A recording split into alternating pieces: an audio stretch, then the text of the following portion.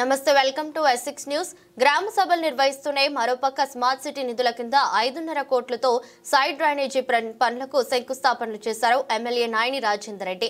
ప్రభుత్వం నిర్వహిస్తున్న గ్రామ సభలపైన ప్రతిపక్ష నేతలు చేస్తున్న అసత్య ప్రచారాలను ప్రజలు నమ్మరని అన్నారు.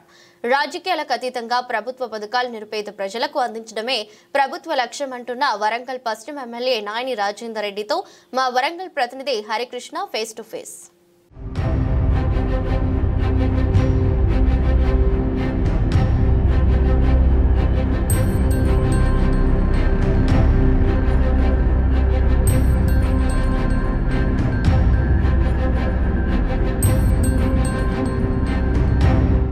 ప్రభుత్వ పథకాలు నిరుపేద ప్రజలకు అందించడమే లక్ష్యంగా ఇటు గ్రామ సభలు నిర్వహిస్తున్నాయి. ఇటు స్మార్ట్ సిటీ నిధుల కింద కూడా పలు అభివృద్ధి కార్యక్రమాలకు అయితే శ్రీకారం చుట్టారు. ఇవాళ హన్మకొండలోని గోకుల్ నగర్ జంక్షన్ వద్ద కూడా ఎన్నో ఏళ్ల నుంచి కూడా ఇక్కడ డ్రైనేజీ వ్యవస్థ సరిగా లేక ఎన్నో ఖాళీలు కూడా నీట మునుగుతున్న పరిస్థితి ఉంది. ఇది ఇవాళ స్వయంగా ఇటు ఎమ్మెల్యే గారు అయితే ఇటు స్మార్ట్ సిటీ నిధుల కింద అయితే ఇటు డ్రైనేజీ వ్యవస్థను పునరుద్ధరించేందుకు కూడా ఇటు శంకుస్థాపన చేశారు. ప్రస్తుతం మాతో పాటు పశ్చిమ ఎమ్మెల్యే నాయని రాజేందర్ రెడ్డి గారు మాతో ఉన్నారు. వారితో మాట్లాడుతూ చెప్పండి, ఎన్నో ఏళ్ల కాల గత ప్రభుత్వాలు కూడా ఈ సైడ్ డ్రైనేజీని పట్టించుకునే పరిస్థితి లేదు. చిన్నపాటి చినుకు పడితే చాలు ఖాళీ అంతా కూడా మునిగిపోతున్న పరిస్థితి ఉంది. గతంలో కూడా మీకు సంబంధించిన కార్యకర్తలు కూడా ఇటు ఖాళీలో తిరిగిన పరిస్థితి ఉంది. ఎట్లా ఫీల్ అవుతున్నారు ఇవాళ?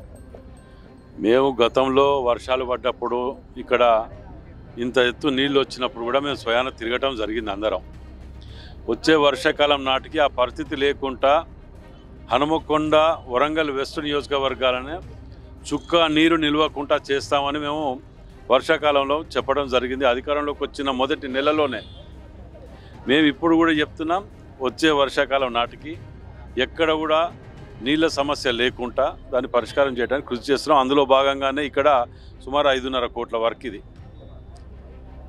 ఇది కాకుండా డ్రైనేజెస్ కానివ్వండి, ఇంకేది కానివ్వండి, ఇంకో 1 crore రూపీస్ కూడా అదొకటి ఉన్నది.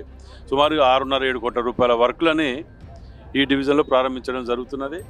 మరి అత్యధిక నిధులు పొందిన డివిజన్ కూడా ఇదే డివిజన్. మరి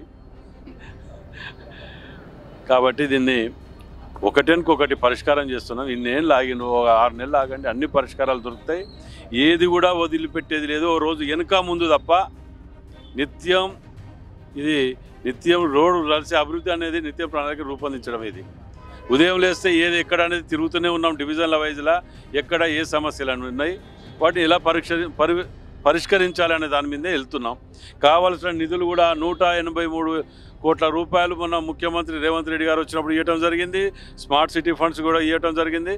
స్మార్ట్ సిటీ ఫండ్స్ను కూడా ప్రాపర్గా ఎక్కడైతే నీళ్ళ సమస్యలు, డ్రైనేజ్ తోటి సమస్యలు అత్యవసరంగా ఉన్నాయో వాటికి మొదటి ప్రాధాన్యత ఇచ్చిపెట్టి మేము చేస్తున్నాం. ముఖ్యంగా వడ్డేపల్లి చర్చి నుంచి మొదలుకొని ఇక్కడ వరకు కూడా భారీ ప్రవాహం ఉంటుంది. డ్రైనేజీ అక్కడక్కడ కొంత కబ్జాకు గురైంది. డ్రైనేజీ చిన్నగా ఉండడం వల్ల ఇలాంటి ప్రమాదాలు జరుగుతున్నాయంటూ కూడా మాట్లాడుతున్నారు. ఈ డ్రైనేజీని ఏమైనా పెంచే అవకాశం ఉన్నాయా? ఇప్పుడు సుబేదారి పోలీస్ స్టేషన్ నుంచి ఇటు వడ్డేపల్లి చర్చి నుంచి ఆ నీళ్లు మొత్తం కూడా తిరుమల జంక్షన్కి వచ్చి ఇటు నుంచి లెఫ్ట్ ఈ రోడ్డుకి వెళ్తున్నాయి.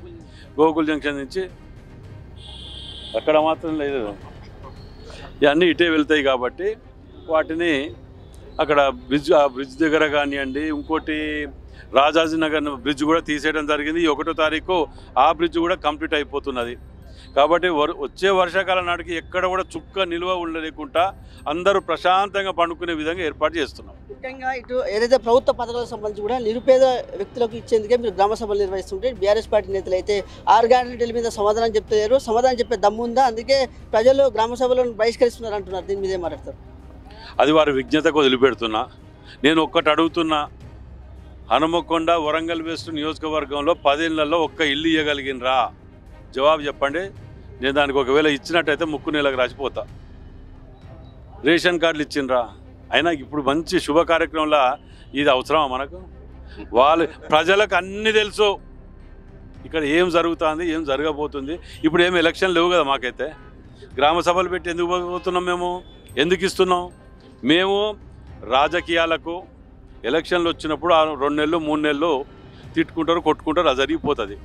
తర్వాత ఏ గట్టు పంచాయతీ పాల పంచాయతీ కాదు కదా, మాకేం పంచాయతీలు లేవు కదా.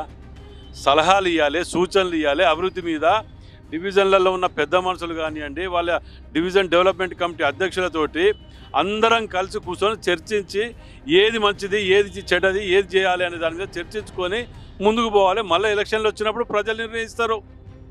ఎవరు ఏం చేసిండ్రో ఎవరు ఏం చేయరో తెలుసుకోలేనంత పిచ్చోళ్ళు ఏం కాదు ఇక్కడ ఎవరు లేరు ఈ రోజులలో. ఇదివరకు రాజకీయ నాయకులు ఆడుకున్నారు ఎట్లంటే అట్లా, ఇప్పుడు ప్రజలు ఆడుకుంటారు, అది గుర్తుపెట్టుకోండి. మొత్తంగా కూడా ఏదైతే గోకుల్ నగర్ జంక్షన్ సంబంధించి కూడా ఎన్నో ఏళ్ల కాల గత ప్రభుత్వాలు కూడా ఈ యొక్క కాలనీలో పట్టించుకునే పరిస్థితి లేదు.